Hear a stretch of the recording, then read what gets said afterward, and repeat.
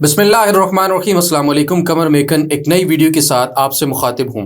बड़ा अहम तरीन एक ट्वीट आया है अलीमा खानम का, और उस ट्वीट ने एक नए तनाज़े को जन्म दे दिया है। हालांकि अलीमा खानम के ट्वीट के अंदर मौजूद चीज़ें इंतहाई क्लोज टू रियलिटी हैं, लेकिन उनके ऊपर अमल दरामद हो पाएगा या नहीं, क्योंकि गुज़िश्ता मुलाकात में हमने देखा कि अलीमा खानम समेत तमाम फैमिली बाहर थी और 5 लोग इमरान खान से मुलाकात के लिए अंदर चले गए।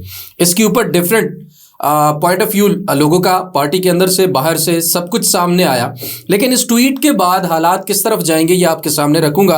और ख़ास तौर पर गुज़िश्ता रोज़ जो पार्टी ने एलामिया जारी किया, पॉलिटिकल कमेटी ने कुछ अहम तरीन फैसले जारी किए, जिसमें एक फैसला सबसे अहम था।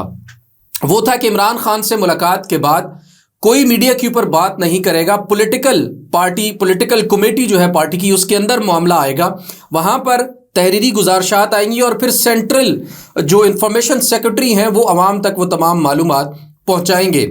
इस सिस्टम के ऊपर अवाम की तरफ से इंतहाई सीरियस नौयत के सवालिया निशान जो है वो खड़े किए जा रहे हैं। लेकिन एक और अहम मामला था, वो ये कि मिनरल्स एंड माइंस बिल 2025 का जो था उसकी मंजूरी नहीं होगी तब तक जब तक इमरान खान इजाज़त नहीं देंगे। लेकिन अलीमा खानम के ट्वीट ने इस तमाम मामले को यकसर मुस्तरद करते हुए एक नया एंगल जो है वो दे दिया है।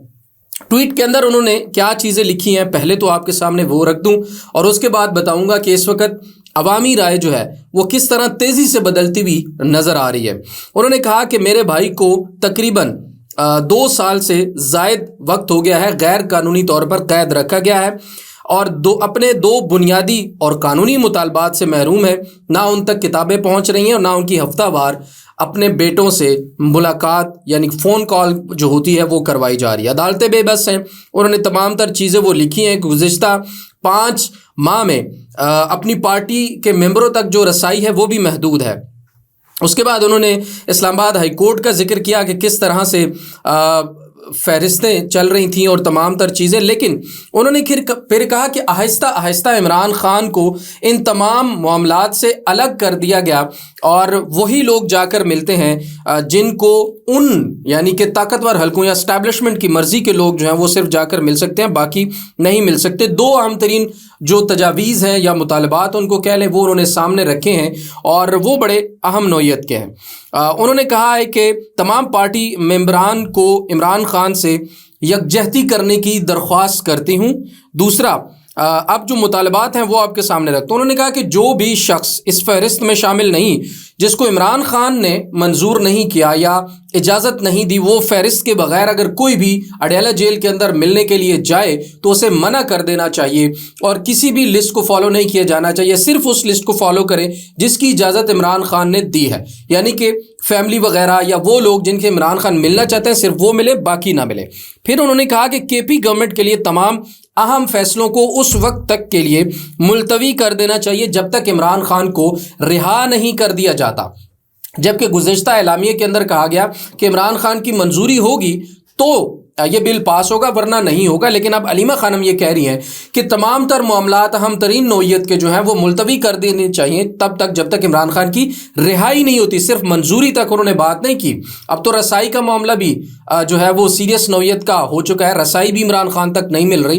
लेकिन अलीमा खानम का कहना है कि जब तक रिहाई नहीं होती तब तक इमरान खान की रिहाई तक जो है तमाम मामलात जो है वो मुलतवी कर देनी चाहिए। उन्होंने कहा कि इस कैद को मामूल का हिस्सा बनाया जा रहा है, ऐसा नहीं होना चाहिए कि एक नया ये चीज़ ना हो जाए कि इमरान खान तो कैद है जी, छोड़े बस, वो तो छूट ही नहीं सकते, ताकतवर हल्के इतने ताकतवर हैं वो किसी सूरत उसको छोड़ेंगे ही नहीं, ये नामुमकिन है।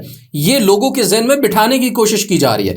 तो अलीमा खानम लिखती हैं कि हमें इस कैद को मामूल पर नहीं लाना चाहिए, इसके ऊपर बात करनी चाहिए और हम इमरान खान के लिए आज़ादी का मुतालबा करते हैं। अब जो अहम बात है ना वो ये है कि अगर पॉलिटिकल जो कमेटी है उसकी मंजूरी से कोई चीज़ सामने आएगी और इंफॉर्मेशन सेक्रेटरी अवाम को बताएंगे, तो पहले भी तो वही कर रहे हैं। इमरान खान की तमाम बातें बाहर अब पिछले 15 से 20 दिन से वही आ रही हैं जो पॉलिटिकल कमेटी के लोग या बैरिस्टर गौहर समेत बाकी लोग मिलते हैं, वही एलामिया बाहर आता है। तो अलीमा खानम को इसके ऊपर एतराज़ क्यों है? इसका मतलब ये है कि इमरान खान का मौक़िफ़ वाज़े तौर पर अवाम के सामने नहीं आ रहा।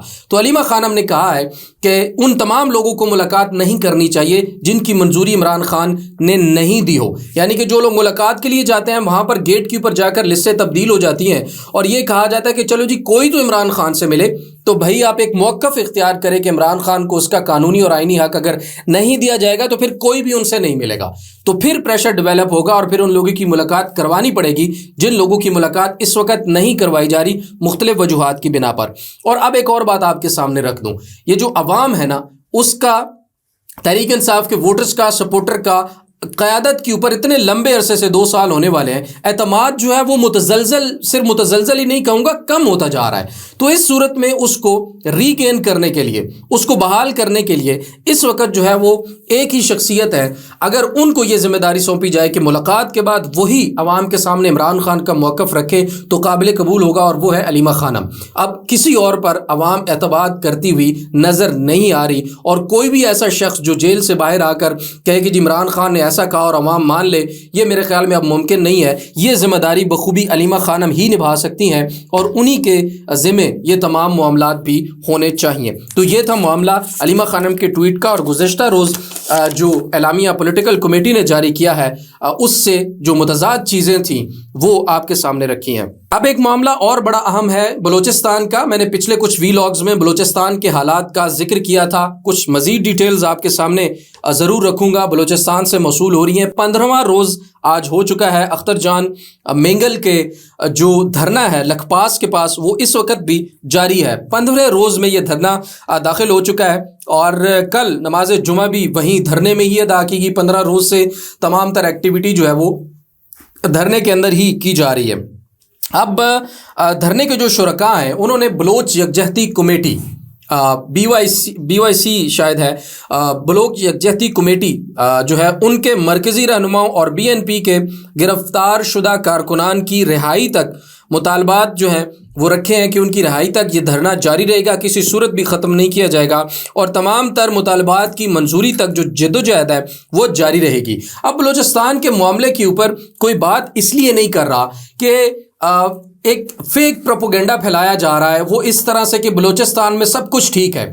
मैं आपको एक मिसाल दे देता हूँ। फॉर एग्जाम्पल, अख्तर जान मेंगल का अगर किसी ने इंटरव्यू किया है ना उस धरने के अंदर, या कोई फुटेज है, या अख्तर जान मेंगल की कोई बात है जो अवाम तक पहुँचानी है मज़ीद बाकी पाकिस्तानियों तक, तो लखपास से वो रिकॉर्डिंग होती है या वो फुटेज बनती है, फिर वो कोयटा तक लेकर जाई जाती है बाइक्स के ऊपर, और वहाँ जाकर फिर PTCL या कोई भी लैंडलाइन इंटरनेट ढूंढा जाता है और वहाँ से अपलोड की जाती है। 1 महीना होने वाला है तकरीबन। कोयटा के अंदर भी इस वक्त कर्फ्यू है, बड़ी शाहराएँ तमाम बंद हैं, बड़े बड़े मॉल्स बंद हैं, और मुख्तलिफ़ किस्म के जो कारोबार हैं बड़े बड़े वो इस वक्त तबाह हो चुके हैं सिर्फ इस एक्टिविटी की वजह से, और जो सख्तियाँ की गई हैं उसकी वजह से।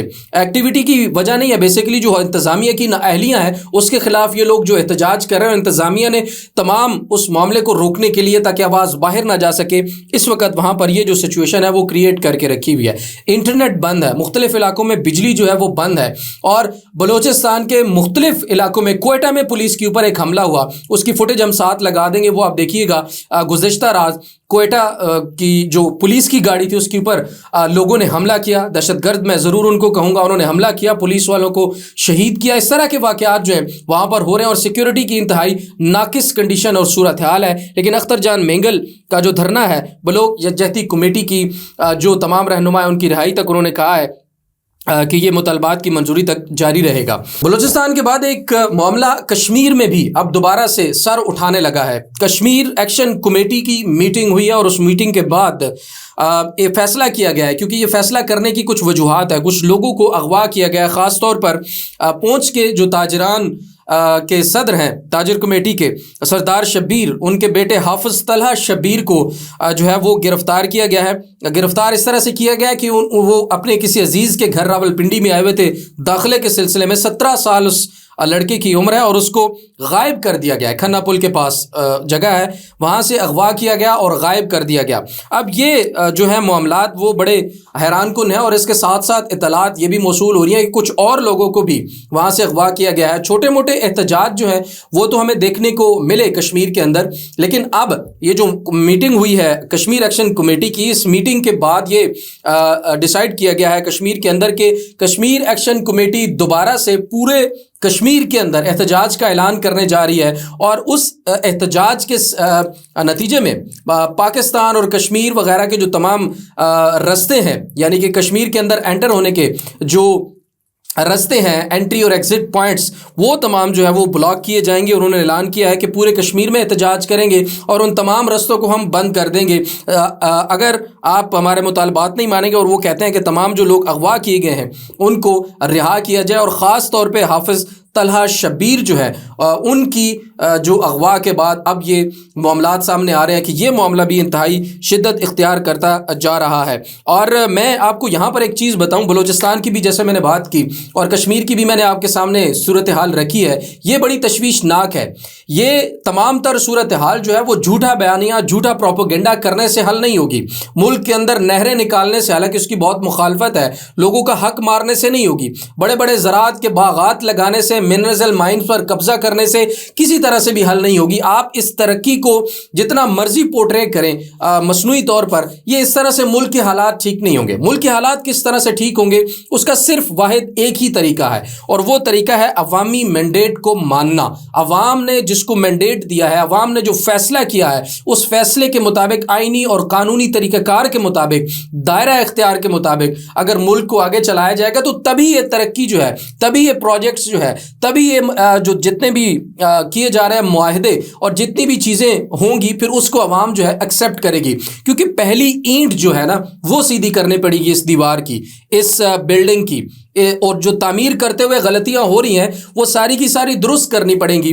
तब जाकर ये मामला हल होगा, तभी मुल्क ठीक होगा। इस तरह से ठीक नहीं होगा कि आप पंजाबी में एक कहावत है, अगो चौड़ पिछू अधरोड़, यानी आगे आप चलते जाएं, चीज़ें ठीक करने की कोशिश करते जाएं और पीछे से आप सारी की सारी चीज़ें बर्बाद करते जा रहे हैं। ये ऐसे मामला जो है वो हल होने वाला नहीं है। अवामी मैंडेट का जो एतमाद है अवाम का वो बहाल नहीं किया जाएगा, अवामी मैंडेट का एहतराम नहीं किया जाएगा, तब तक ये तमाम तर मामला जो मुल्क के अंदर मुख्तलिफ कोनों में चल रहे हैं ये ठीक होते हुए नज़र नहीं आ रहे और ना ही मुझे लगता है कि ये ठीक होंगे जल्द। एक और हमें शिकायत मौसूल हुई है आज तहसील शाहपुर, ज़िला सरगोदा, वहाँ पर अरेबिया शुगर मिल है शाहपुर के अंदर और बताया जाता है मुबैना तौर पर कि ये फैमिली जो ओन करती है इस शुगर मिल को वो शरीफ फैमिली है।